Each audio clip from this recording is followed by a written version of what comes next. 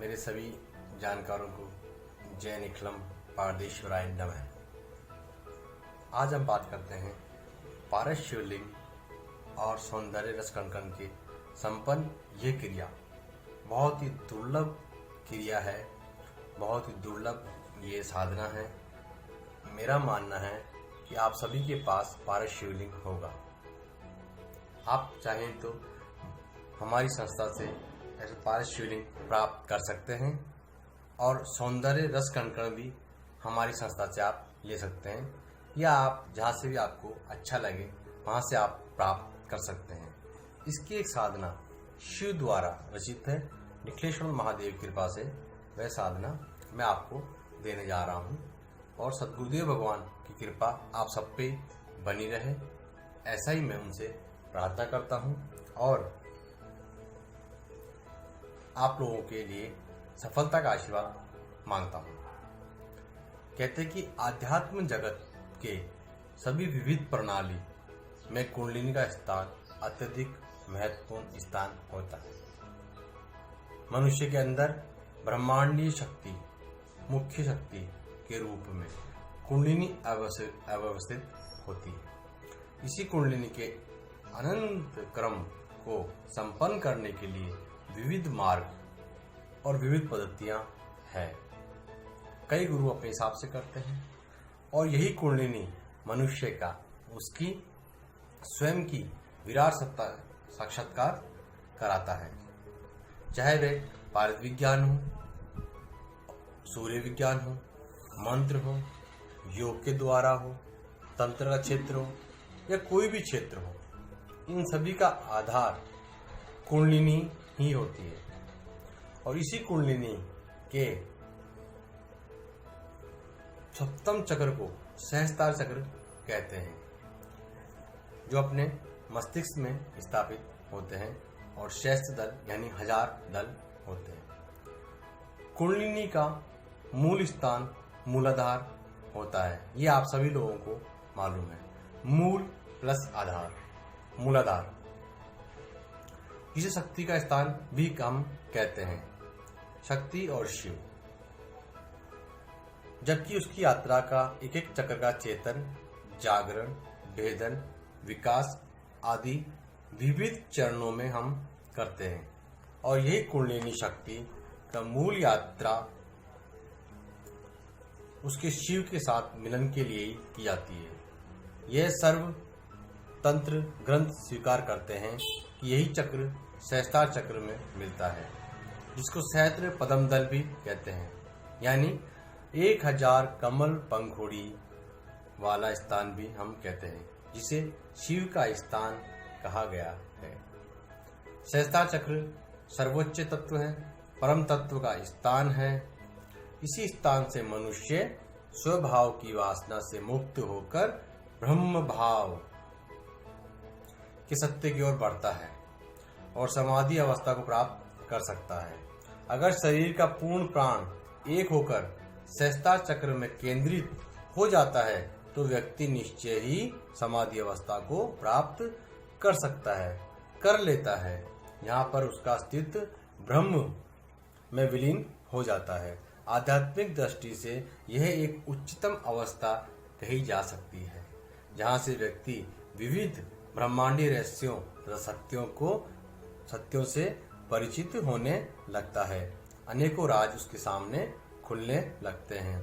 कहते हैं कि निश्चय ही अगर साधक अपना आध्यात्मिक स्तर इतने उच्च स्तर का प्राप्त करा सकता है तो भौतिक जीवन की तो बात ही क्या करें। फिर भी अगर कहा जाए तो व्यक्ति की स्मरण शक्ति में उच्चतम विकास होना प्रारंभ हो जाता है। साधक आगंतुक व्यक्ति के मानस में चल रहे विचारों को जानने लग जाता है, ध्यान में लीन हो सकता है तथा अभ्यास के साथ साथ व्यक्ति कई प्रकार की सिद्धियों की प्राप्ति कर सकता है। लेकिन इन सबके मूल में सर्वप्रथम चेतन तथा जागरण प्रक्रियाएं होती हैं।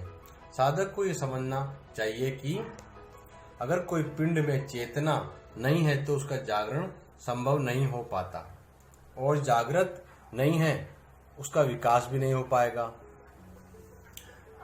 और अगर वह विकास हो भी जाए तो सुषुप्त अवस्था होने के कारण यह विकास अर्थहीन ही माना जाएगा। जब तक सद्गुरुदेव का आशीर्वाद उस पर नहीं होगा तब तक ये सभी क्रियाएं अर्थहीन मानी जाती है, कुछ प्राप्ति नहीं होगी क्योंकि वो एक्टिव नहीं है आपके सारे चक्र। इसी प्रकार कुंडलिनी क्रम में पहले कुंडलिनी को चेतन करना पड़ता है सद्गुरुदेव के माध्यम से, उनके बताए अनुसार चलने से।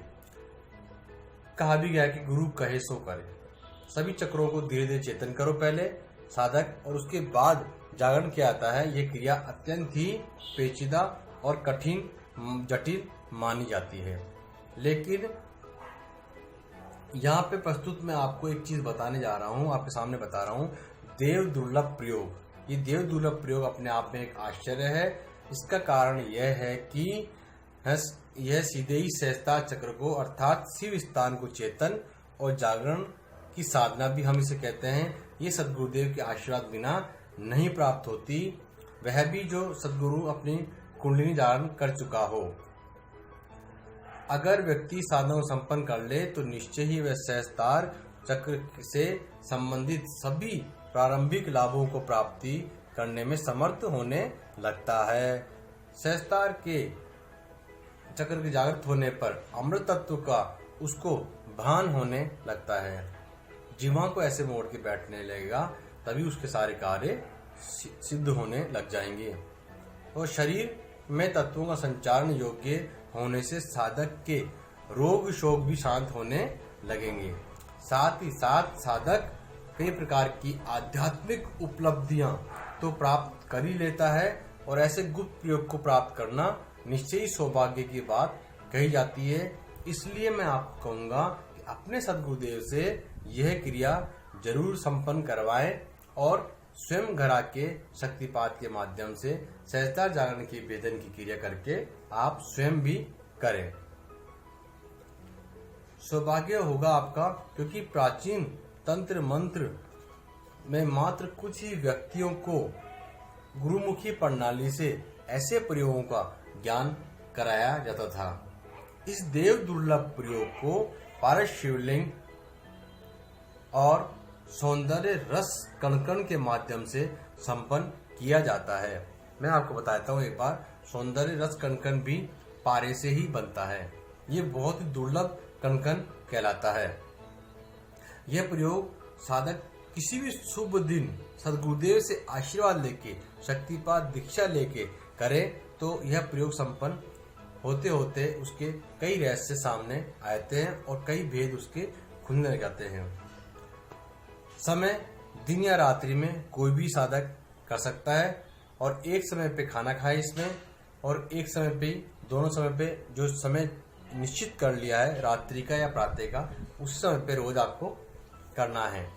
साधक स्नान करके बिल्कुल बैठे, आराम से सफेद वस्त्र पहन के बैठे, आसन बिछाएं, उत्तर की तरफ मुख करके बैठे, अपने सामने शुद्ध प्रमाणिक पारद शिवलिंग विशुद्ध और सौंदर्य रस कणकण स्थापित करें। इसके बाद सारा साधक अपने गुरु पूजन को संपन्न करने के बाद पारस शिवलिंग चैतन्यता युक्त को अथवा सौंदर्य रस कणकण को गुरु मंत्र के माध्यम से पहले सिद्ध करें। ये विधि मैं आपको आने वाले चैनल में जरूर बताऊंगा। अगर आप चाहेंगे तो मेरे जहाँ पे नंबर दिए हुए हैं उस नंबर पे आप बात कर सकते हैं और अपना नाम लिखवा के पर्सनल भी मेरे से ये साधना के बारे में जानकारी प्राप्त कर सकते हैं।